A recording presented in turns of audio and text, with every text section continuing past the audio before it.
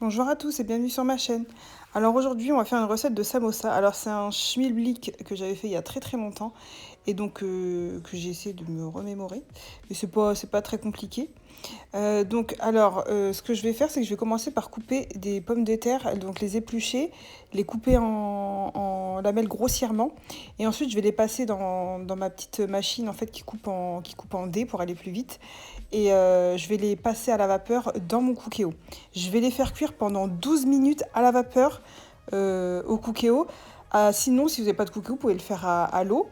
Et si les personnes qui ont le Thermomix, je pense qu'il faut juste respecter le temps de cuisson de pommes de terre directement.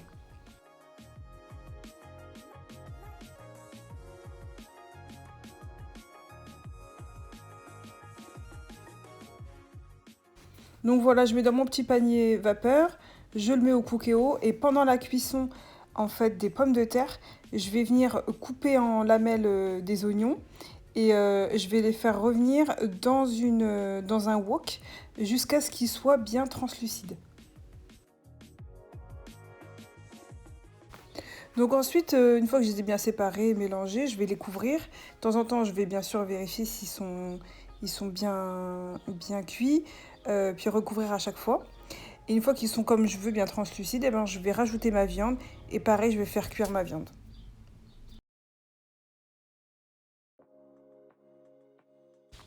Alors je trouvais que c'était un petit peu trop sec à la cuisson. J'avais pas mis assez d'huile d'olive. Vous pouvez très bien en rajouter après pour pas que ça soit trop sec en fait.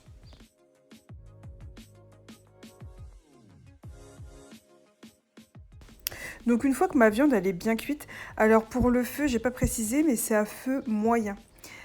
Pas trop fort et pas trop bas quoi, donc feu moyen. Donc voilà.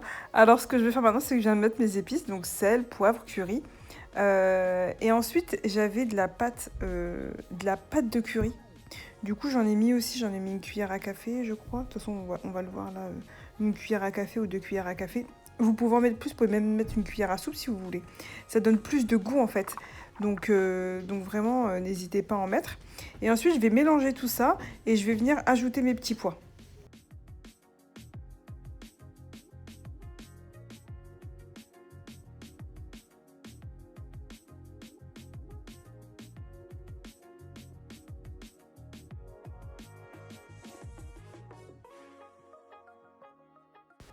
Donc maintenant, je vais rajouter donc mes pommes de terre qui ont été cuites à la vapeur avec mon cookéo et je vais venir mélanger. Et par contre, quand j'aurai ajouté mes pommes de terre, je vais tout de suite éteindre le feu. Comme ça va éviter de faire une surcuisson de mes pommes de terre. Ah oui, une chose. Mes pommes de terre, je les ai d'abord passées à l'eau froide pour arrêter la cuisson. Donc c'est pour ça qu'après, j'ai pas rallumé mon feu quand j'ai rajouté mes pommes de terre parce que sinon, ça va faire une surcuisson, ça va me faire de la purée. Donc faut juste faire attention à ça.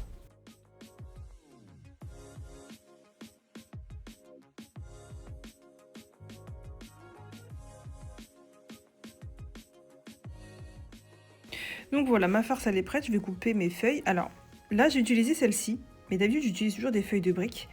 Celles-ci je les ai achetées dans une épicerie asiatique, pardon, parce que je les avais déjà vues sur Insta et j'ai voulu tester en fait, parce que comme d'habitude je fais toujours avec des feuilles de briques normales.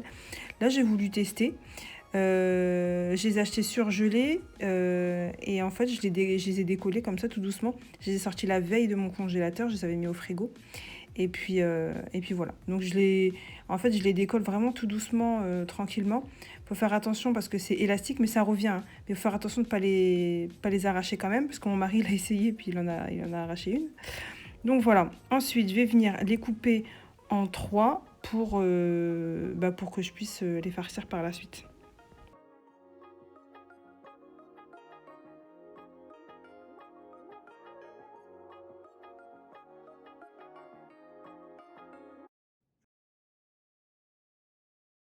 Donc maintenant que j'ai découpé toutes mes feuilles, je vais venir mettre la farce. Alors, là, vous allez voir, vous allez voir que c'est bien plié, bien sûr, parce que je ne vais pas vous montrer quand j'ai raté, parce que j'ai raté 2 fois.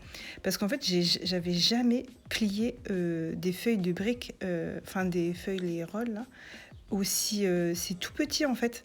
Donc du coup, j'ai vraiment eu du mal à comprendre, à prendre la main. Donc j'ai raté les 2 premières fois. Et là, c'est la fois où je réussis parce que je me suis dit, en fait, j'ai compris qu'il fallait faire des angles droits à chaque fois. Mais avec des feuilles de briques, c'est tellement plus simple, je trouve. Mais par contre, au goût, je trouvais que c'était bien meilleur, celle-ci. Et là, en fait, j'ai remarqué qu'il manquait de la farce, donc j'en ai rajouté. Donc, vous voyez, quand j'ai rabattu, c'est bien parallèle, le haut et le bas de la feuille. Donc là, je rajoute un petit peu de farce et je vais en fait venir donc le rabattre une dernière fois. Vous voyez, c'est pas comme les feuilles de briques où on plie plusieurs fois. Là, je trouvais que on plie pas beaucoup, mais je comprends bien parce que après cuisson, j'ai compris en fait que heureusement que finalement c'est pas plus long quoi, parce que sinon ça ferait trop de pâte. Parce que c'est vraiment un aspect de pâte, feuille de brique, pâte un peu. Je sais pas comment expliquer la texture, mais en tout cas, franchement, c'était super bon. Et après, j'ai juste mis de l'eau et je suis venue mettre à l'intérieur le surplus de la feuille à l'intérieur du samosa.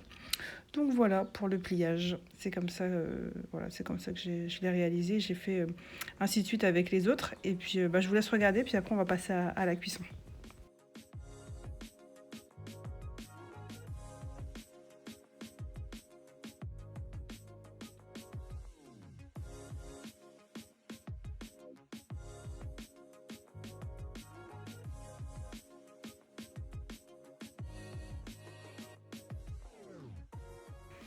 Donc voilà, j'ai fait tous les pliages de mes samosas et maintenant je vais passer à la cuisson.